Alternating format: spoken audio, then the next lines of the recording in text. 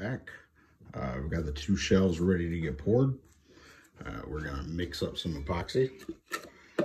We're gonna put some coloring in it and then start filling these. Okay, so we're going to take the side A part of the resin, and we're going to mix up in a cup that has measurements on it so that it's an accurate 1-to-1 part. I've been looking into going to a 2-to-1 ratio epoxy here pretty soon, but for now this is what we have. Go ahead and dump this in until we get right to 6 ounces,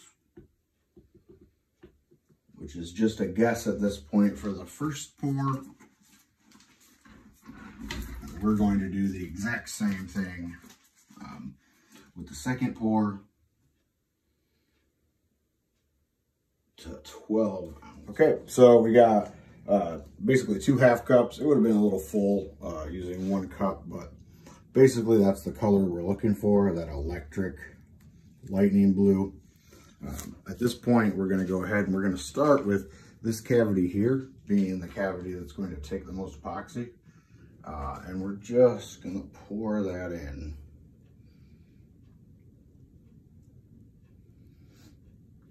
To get a good base in there. Now, important when you have this much epoxy to pour, guessing that we're going to have 2 to 3 pours at the thickness we want. Don't fill this cavity and then come back and fill other cavities, because it's very hard to match color. Instead, what you want to do is half fill everything and then come back with a second pour. To me, turning on the heat gun and watching those bubbles just pop, clear out. See all those bubbles?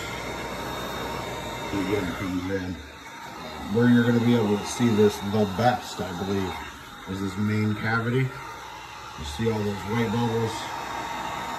You're just getting the bubbles. This is what I said we know is going to be one of at least 2 pours. So this base layer, getting the bubbles out, is really going to set up the next layer where we're going to fill all these holes and try to be as accurate to this color as possible. Poured it into 2 cups. We want to make sure we get consistent color throughout both projects.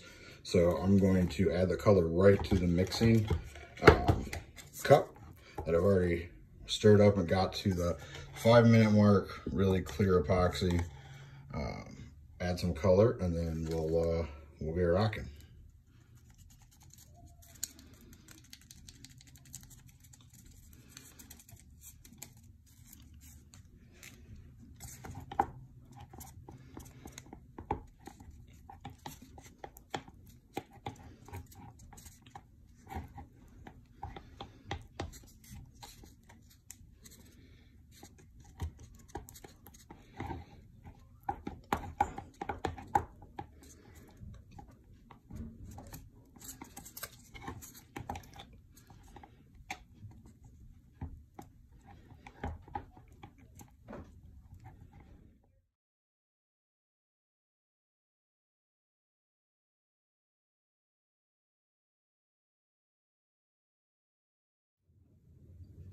All right, so it's been approximately four days. Kind of got into the middle of some personal related stuff, but did go ahead and want to videotape popping these molds off.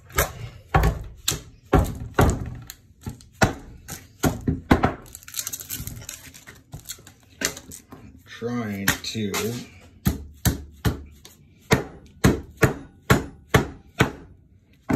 almost always use a rubber hammer when I'm doing this,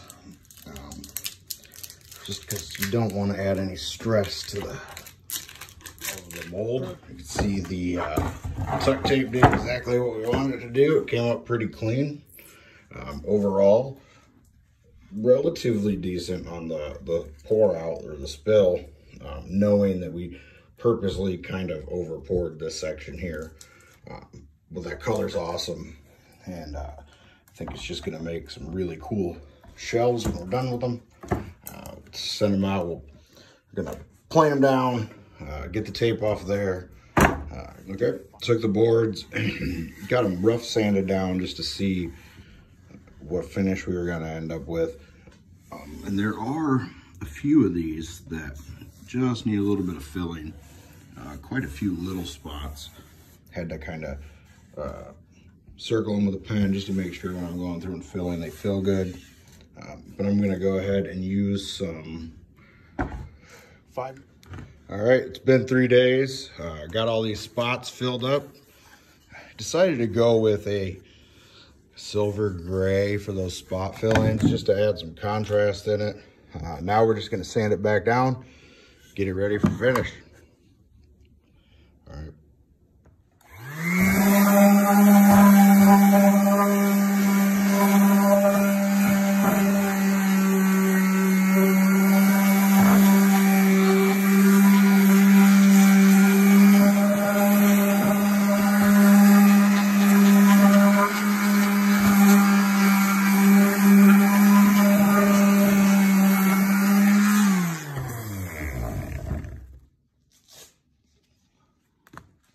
All right, so we got both boards sanded down to 120 grits. I'm gonna clean them up, let them sit overnight probably.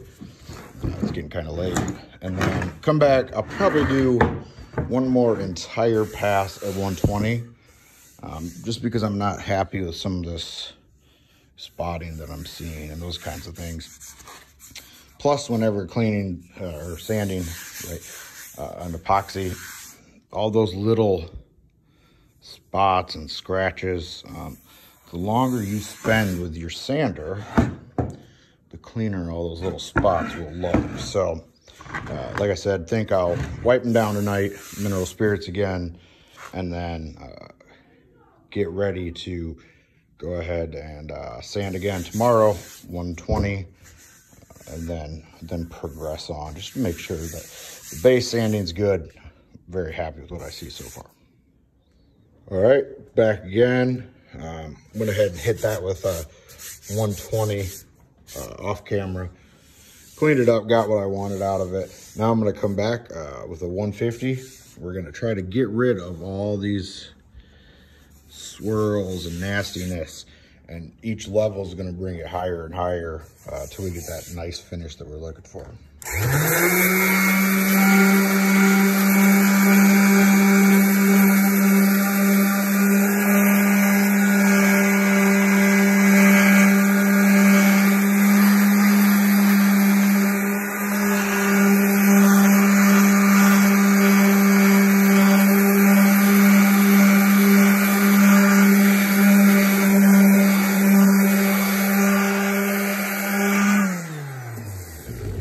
Now, if you see with that 150 versus a 120, you can actually see the color difference. And some of those swirls are starting to go away. Now, each progression will make a little fewer and a little fewer and a little fewer scratches. But I'm going to get this one down to 150, and then we'll look at a 220. Okay, we got all this sanded down to 320. It's really, really smooth, just where we wanted it. I'm going to start applying the finish to these. And I've always wanted to try this Rubio Monocoat for my tables or for something. I haven't wanted to, quite spend the money on going to a big purchase of this. So I was looking for something really small, something with really cool epoxy color in it, to try this out. So we are going to use this today. And so the application sounds pretty easy. You're just going to kind of dab it out and rake it around with a plastic squeegee. Work it in, let it sit a few minutes, and then clean it off. So this should be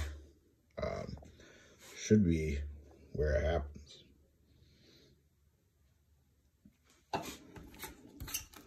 Based on all the instructions I've seen, it only requires a very little bit. And you're just working it in.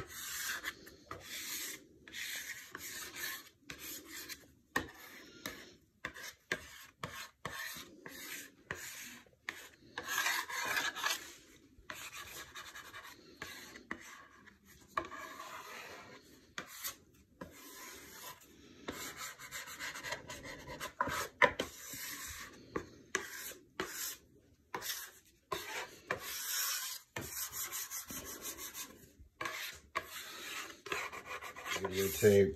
Normally I wouldn't videotape doing the bottom of a piece, but this is one where this was really the big knot holes in the bottom that we filled with this like silver, white, almost bluish color.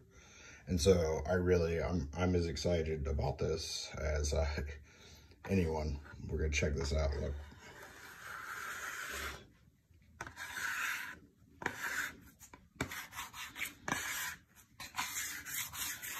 Just that little silver color as an accent. I mean, I know I threw it through the rest of the board for consistency's sake, but really some of these big knots.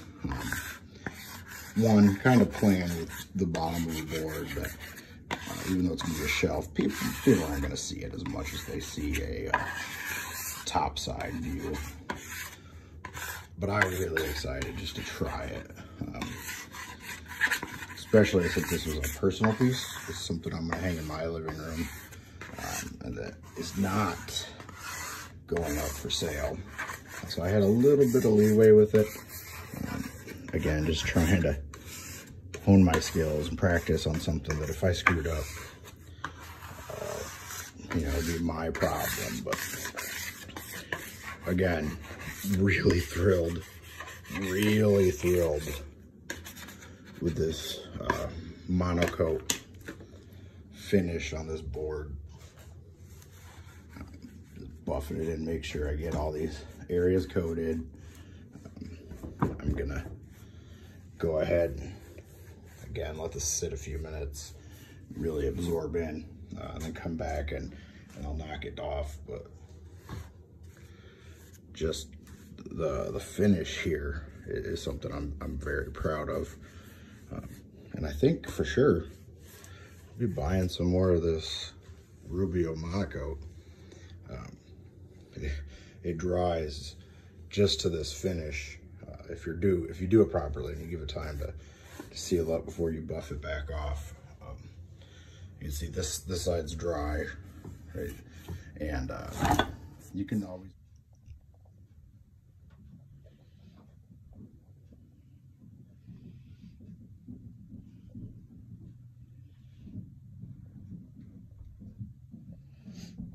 All right, guys, got the shelves all finished up. Use that, like I said, the monocoat to cover it, and then came back today and waxed it, and just really overall very happy with the color, the pigment I used, the monocoat finish, and then the wax finish on top. Really brings out a lot of different blue colors in this, and you can see some of the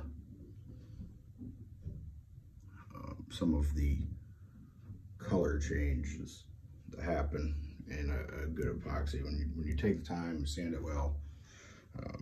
So I hope you liked this video. Subscribe for more content. Working on some more stuff right now, so hope to be seeing you soon. Bye.